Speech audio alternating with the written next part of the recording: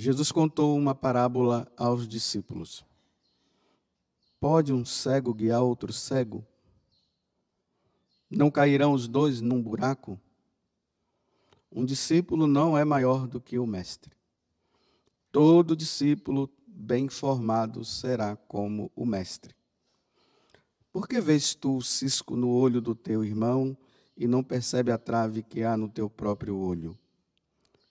Como podes dizer a teu irmão: irmão, deixa-me tirar o cisco do teu olho, quando tu não vês a trave no teu próprio olho? Hipócrita, tira primeiro a trave do teu olho, e então poderás enxergar bem, para tirar o cisco do olho do teu irmão. Palavra da salvação.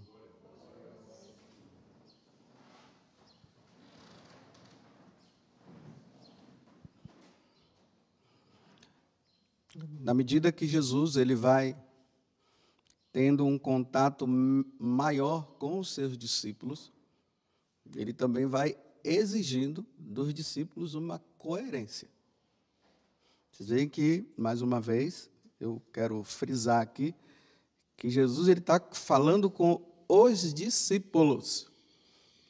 Aqui que fala assim, olha, Jesus contou uma parábola aos discípulos. E quem são os discípulos? São aqueles que ele chamou. Então, vamos dizer assim, né? Ele está falando hoje para todos os líderes, todos aqueles que estão à frente da igreja.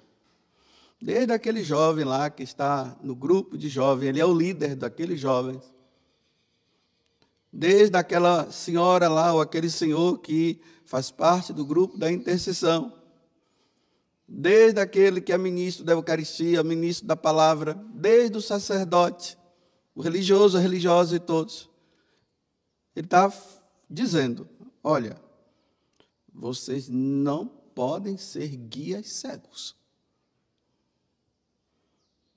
Vocês têm que ser coerentes com aquilo que vocês irão falar, com aquilo que vocês vão viver.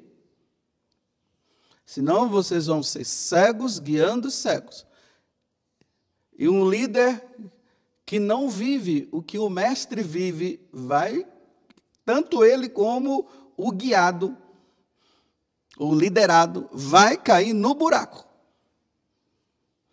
Quer dizer que a continuação do Evangelho, não é amanhã, se eu não me engano, Jesus vai dizer assim, olha, que nem todo aquele que diz Senhor, Senhor, vai entrar no reino dos céus. Não é esse não, me desculpe, é lá no capítulo 7, eu me confundi. Mas, nem todo aquele que diz Senhor, Senhor, entrará no reino dos céus. Então veja o que é que Paulo está dizendo, olha. Ele diz assim, irmãos, é o capítulo 9, né, versículo 16 seguinte, da primeira carta aos Coríntios. Ele diz, irmãos, pregar o evangelho não é para mim motivo de glória. Anunciar o evangelho não é motivo de aplausos, de estrelismo. Ora, o discípulo, como é que deve ser? Jesus não vivia de estrelismo. Aí ele continua. É antes uma necessidade para mim. É uma imposição. Ele está dizendo que não é uma coisa que ele queria, não. Ele está ali porque ele foi chamado, olha. Ai de mim, olha. Às vezes nós ficamos só com essa partezinha aqui, né? Ai de mim se eu não pregar o evangelho. Aí as pessoas ficam com aquela coisa, não, eu tenho que pregar o evangelho. Ai de mim se eu não pregar o evangelho. Aí fala para aquela pessoa, ai de vocês se não pregar o evangelho. Mas Paulo está dizendo para mim, está dizendo, olha, pregar o evangelho não é motivo de glória, pregar o evangelho não é uma imposição, é antes uma necessidade para mim, uma imposição. Eu tenho que pregar, mas olha bem, vamos seguir e ver o que é que ele vai continuar dizendo. Se eu exercesse minha função de pregador por iniciativa própria,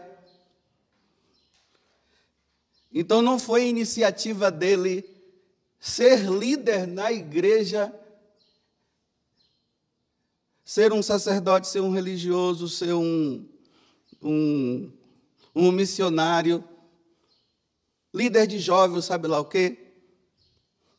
A pessoa tem que entender que isso é uma iniciativa de Deus, é Deus quem chama.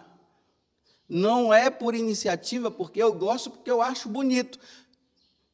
Porque eu vou ganhar muito dinheiro, como Paulo está dizendo aqui, que o salário dele não é o dinheiro, é o próprio evangelho. Este é o salário dele. Não é pregar o dinheiro para se tornar rico, para ganhar muito dinheiro, repito.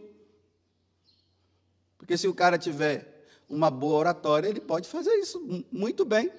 E vai, ganhar muito dinheiro. Vocês veem que hoje, me desculpe eu dizer, como eu sempre falo, tem muita gente ficando rica por estar pregando o evangelho.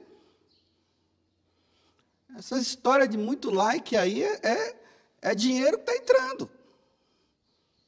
Estão se tornando ricos. Aí ele está dizendo, o meu salário não é o dinheiro, o meu salário é o próprio evangelho. Em pregar o evangelho oferecendo-o de graça. E sem usar os direitos que o evangelho me dá. Ele não tem direito nenhum. Aí ele diz, assim eu fico livre em relação a todos e me tornei escravo de todo. Aí ele diz assim, olha, aí aqui tem uma coisa. Eu tenho, aí Paulo, né?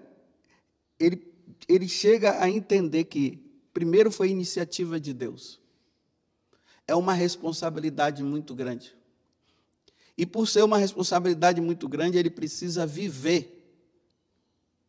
Não é simplesmente falar e não viver, é preciso viver. Como Jesus estava dizendo no Evangelho, o discípulo não pode ser diferente do mestre. E Jesus deu o bom exemplo.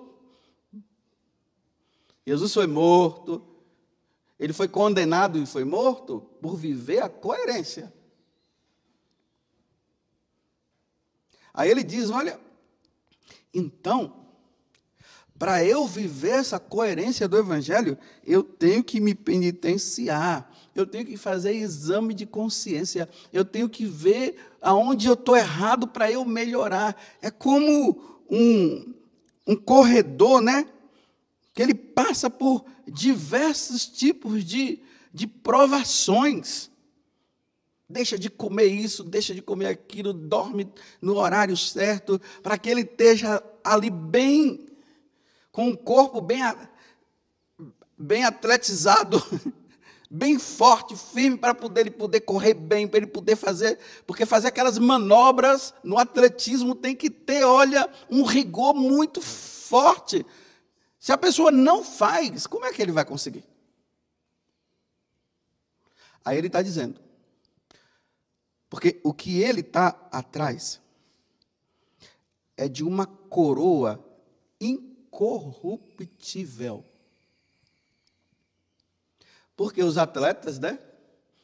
Eles vão atrás da medalha, né? A medalha de ouro, aí tem a de prata, tem a de bronze. Aquele esforço todo que eles fazem é para ganhar medalha. Mas não fique pensando que é só aquela medalhazinha de ouro, não, que já vale uma nota, né? Por trás eles vão ganhar muito dinheiro. Quantos atletas aí que se abstiveram de tanta coisa, hoje eles estão ricos. Aí Jesus está dizendo, o líder religioso, o pregador do evangelho, ele deve fazer a mesma coisa, ele deve esmurrar o corpo dele, ele tem que passar por diversas provações, ele tem que, para ganhar uma coroa incorruptível, ou seja, o céu, para ganhar a eternidade. Eu preciso pregar o evangelho pensando na minha salvação, por isso eu tenho que fazer penitência, eu tenho que pedir a Deus a graça de viver a coerência do evangelho. Eu não posso estar no microfone falando para vocês e depois, quando eu saio daqui, eu estou vivendo uma vida totalmente errada. Você sabia que, na minha concepção, a parte mais difícil da missa, para mim, é quando eu pego o microfone e começo a falar para vocês. É por isso que eu me esforço aqui, para não ficar falando que eu sou bonitão. É por isso que eu trago para vocês os meus defeitos, para eu criar vergonha na cara e melhorar, para eu lutar. Senão eu fico dando aqui uma de bom, e depois, lá na frente, vocês vão ver quem eu sou. E aí vem os problemas, né? Porque vocês veem que hoje a mídia, o que ela quer é isso, né? Vocês pensam que a mídia não está esperando eu cair, não? Hein?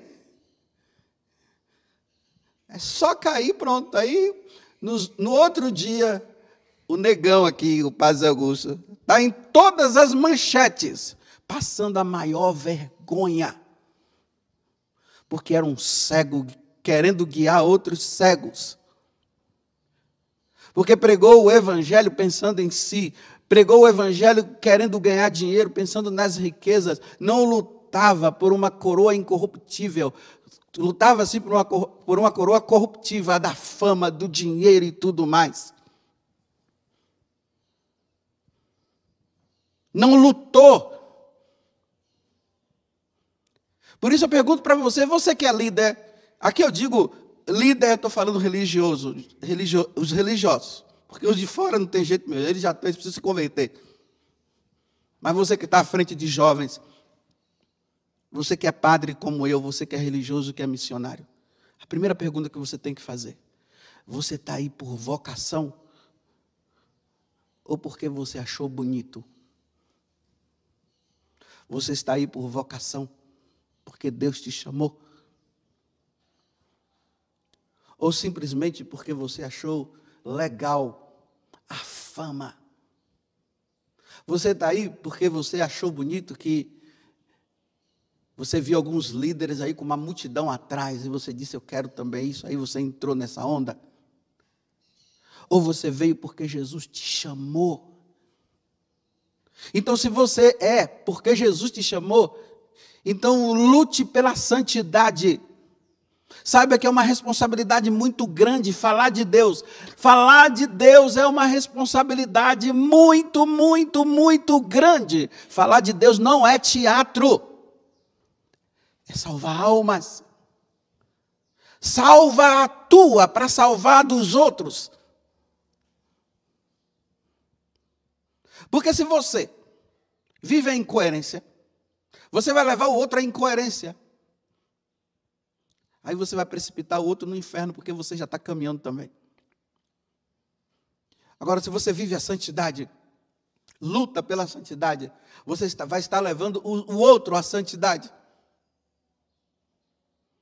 E aí Paulo, ele termina dizendo assim, olha, eu trato duramente o meu corpo e o subjugo, para não acontecer que, aí vírgula, olha, vou falar de novo.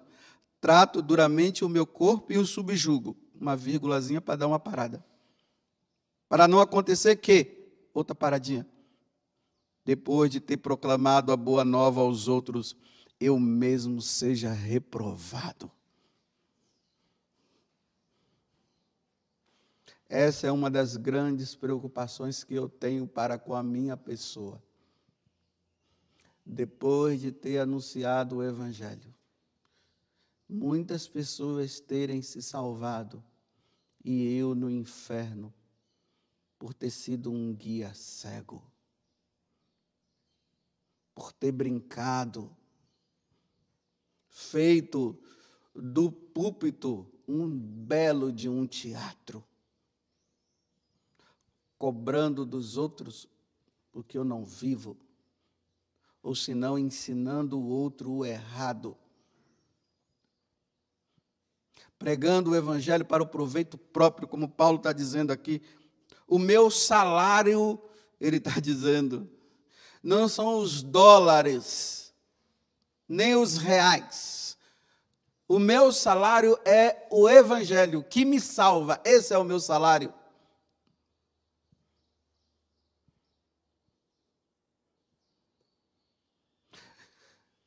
Antigamente, bem antigamente, lá na Idade Média, ali pelos anos 1500 e pouco, existiam as ordens chamadas mendicantes. Por exemplo, São Francisco, que é muito mais atrás ainda, era mendicante. O Rubens falou ali 1200, por aí, mais ou menos. E saía pedindo. Ele pedia o quê? Comida para ele e para o pobre. São Domingos de Gusmão, o fundador dos dominicanos, a mesma coisa. Eles saíam assim pedindo. Era para comer. Era para prover a necessidade, para manter o corpo firme, porque a gente precisa comer, para ele continuar pregando o Evangelho. O que vinha demais era para dar para os pobres. Eles não aceitavam nada para eles. Nada para eles aceitavam. Era sempre para o outro. É isso que Paulo está dizendo aqui. Eles compreenderam, porque eles leram São Paulo. Eles sabiam que o salário deles era o Evangelho. Por que o salário é o Evangelho? Quando eu acabei de ler, de proclamar o Evangelho aqui, o que foi que eu falei para vocês? Palavra da salvação. Vocês responderam? Glória a vós, Senhor. Esse é o salário.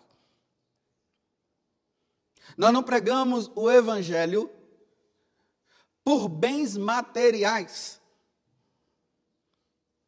Nós pregamos o Evangelho pelos bens espirituais.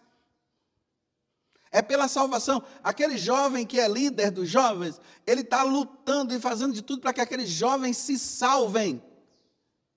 Não é ele fazer da liderança dele um lugar de perdição para os jovens. O cara acaba o encontro de jovem, depois sai com a namorada dele para ir para um motel. É teatro. Aí o líder não fala a verdade. Não, depende da concepção que você tem. Não, o Evangelho não tem essa história de depende da concepção. O Evangelho é a verdade.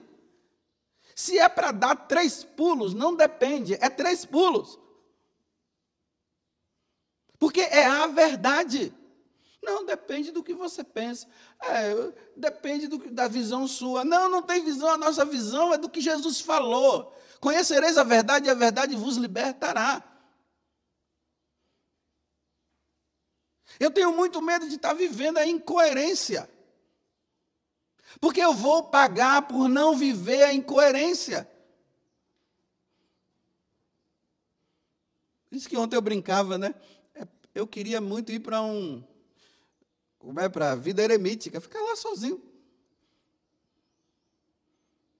Sozinho. Talvez lá eu me salvasse. Mas essa exigência que me é imposta, como disse Paulo, me desculpe, até você que está me ouvindo aí, e depois você vai dizer, fala do Evangelho em vez de falar do Senhor, eu tenho que falar de mim, porque eu tenho que dizer para você que eu tenho que ser coerente. Porque eu não quero colocar jugo em vocês, sendo que eu não consigo viver.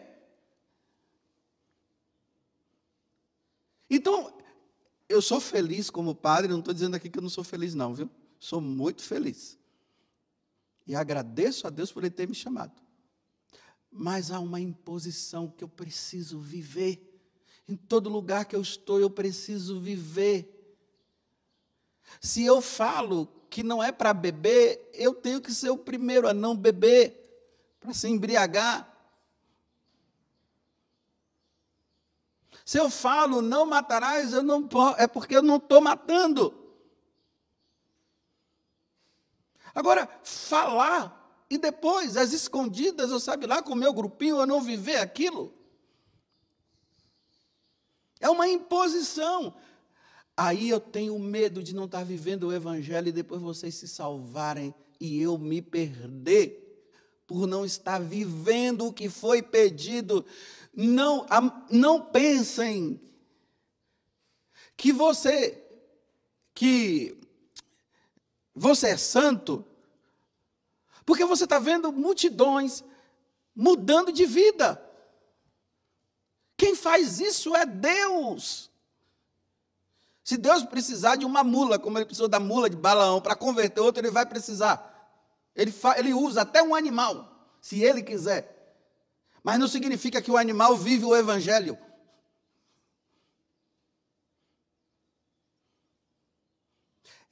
É melhor não ser líder para quem não é chamado. Agora, quem é chamado, seja e viva. Porque Deus há de cobrar. Deus há de cobrar. O cara é líder, não subjuga o corpo, não faz penitência, não faz exame de consciência, não se confessa. Cobra, cobra, cobra, manda, manda, manda. Quem manda aqui sou eu. É assim, você tem que me obedecer. Porque Deus me deu esse encargo. Ainda bem que ele diz assim. Porque não está vivendo, vai pagar.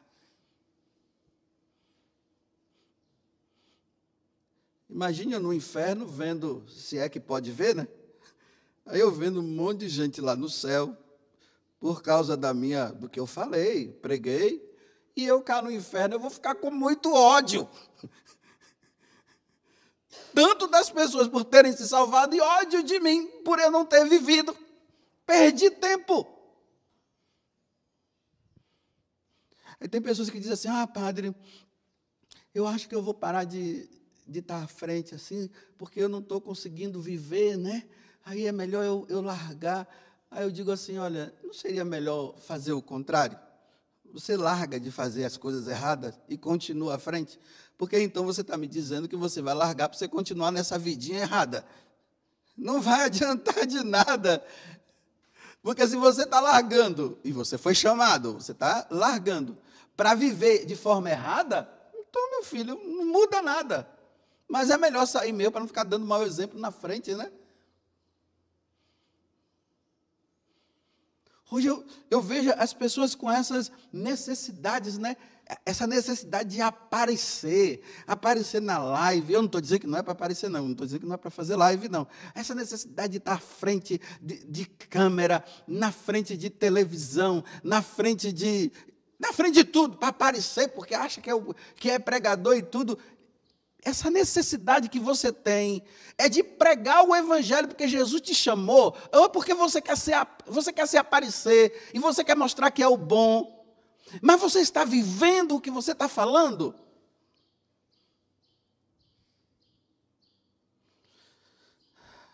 Bem, vou terminar. Que medo que eu tenho. 2 medos. O primeiro, de estar usando esse microfone aqui. Esse rapaz está me gravando, e esse microfone e esse celular aqui gravando para ser mandado por áudio. Primeiro, é Deus quem quer? Eu não sei, mas está aí. Isso me impõe. Me colocaram um jugo nas costas. Eu preferiria que não tivesse, entre aspas, né? Só para vocês entenderem. Não estou dizendo que é para parar de fazer isso. Eu estou dizendo que é a responsabilidade que está diante de mim. Então, eu estou pregando esse evangelho aqui para mim aparecer, para mostrar que eu sou o bonzão, para receber muitos likes, para ganhar dinheiro. Ou eu estou pregando por causa da salvação tua, e por isso eu tenho que pregar a verdade para você se salvar. Ou eu fico no mais ou menos, né? E aí depois, eu piso na bola. Aí é a minha preocupação. E vocês sabem que já é online, né? Você pisa na bola aqui e online já estão jogando para todo mundo ver. Que vergonha depois.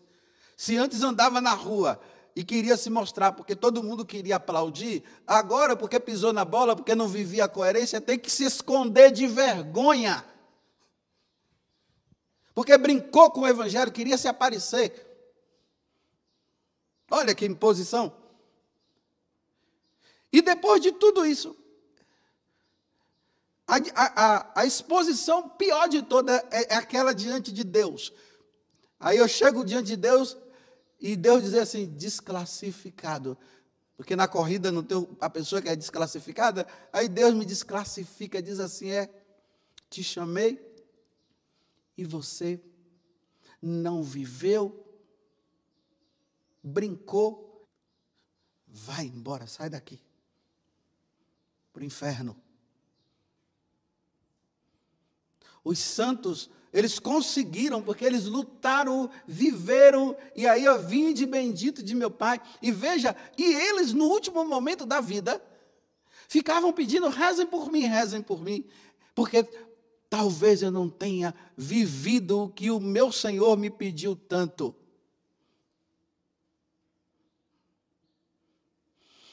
Pronto, termino por aqui. O que é que te motiva a pregar o Evangelho? Fama, dinheiro, salvação das almas. A sua vocação realmente é um chamado de Deus? Ou você está aí porque você achou bonito? E aí você está se aparecendo diante das câmeras? Eu me preocupo muito. E por isso eu tenho que estar ali todo dia fazendo exame de consciência. E onde quer que eu esteja, eu tenho que estar sempre procurando viver bem. Só para terminar, né? Esses dias eu estava atendendo uma confissão ali na grade. E tinha uma pessoa que ela estava falando umas coisas muito... A coisa não estava fácil na vida daquela mulher. Porque não pode entrar ainda na Canção Nova, eu estava atendendo ali na grade, né? A pessoa do lado de lá e eu do lado de cá. Aí, vem uma pessoa num carro, aí me viu. Aí parece que as pessoas também não têm muita discrição, né? Se está vendo um padre conversando com outra pessoa, fica à distância, esperando, né? Não, já vem se metendo assim, né? Aí eu espero. Porque eu queria saber como é que foi para entrar. Eu conversei, a pessoa foi. Aí veio uma outra pessoa dentro de um carro, no carro. Aí me viu ali, e eu ali, era uma situação difícil, dramática que eu estava vivendo com aquela pessoa. Situação difícil. Não era coisinha fácil, não. Porque padre só lida com situações dramáticas. Né? Aí eu fiz assim, olha, aí parece que aquele gesto meu não foi muito bom. Eu disse, pronto, acabou. Eu tinha que ter um pouco mais de paciência. Mas, olha, me tirou a paciência, porque eu estou atendendo essa daqui. A coisa está feia aqui, já vem o... Aí eu atendi a pessoa, aí ela foi embora, foi para o santuário, né? Porque pode entrar no santuário. Quando eu acabei de atender, eu fui lá atrás dessa senhora. Entrei no santuário, fiquei lá olhando assim, né? Nem fiz as coisinhas lá de lavar a mão, né? Porque o mais importante não era lavar as mãos. O mais importante era pedir perdão para aquela mulher. Aí eu desci, aí a mulher estava lá embaixo, fazia assim, ela não me via, cheguei lá e disse, minha senhora, vem cá, por favor. Olha, eu quero te pedir perdão. Porque eu sei que o meu gesto, a forma como eu fiz, não foi bom para a senhora. Mau exemplo, né? Mas é que na hora, eu estava numa situação tão dramática, assim, vinha outro, chegou na hora, que a senhora veio, minha paciência esgotou, aí eu fiz aquilo, me perdoa, chamei a filha dela, me perdoa. Porque eu não quero ser incoerente. Aí a mulher fez assim, né? Eu não sei, ela estava de máscara, então não sei se ela estava com raiva ou se estava sorrindo. Eu só sei que ela fez assim. E hoje as máscaras não dá para você saber, né? Porque está todo mundo mascarado. Mas eu fui embora em paz, porque eu já tinha que descer do santuário correndo, porque já tinha um padre me esperando para eu atendê-lo.